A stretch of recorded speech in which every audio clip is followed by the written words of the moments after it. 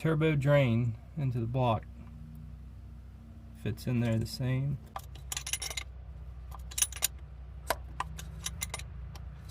Right there. 45 and a 45 fits perfect right there. Be the drain. Got the feed right there coming off the turbo flange mount that I made.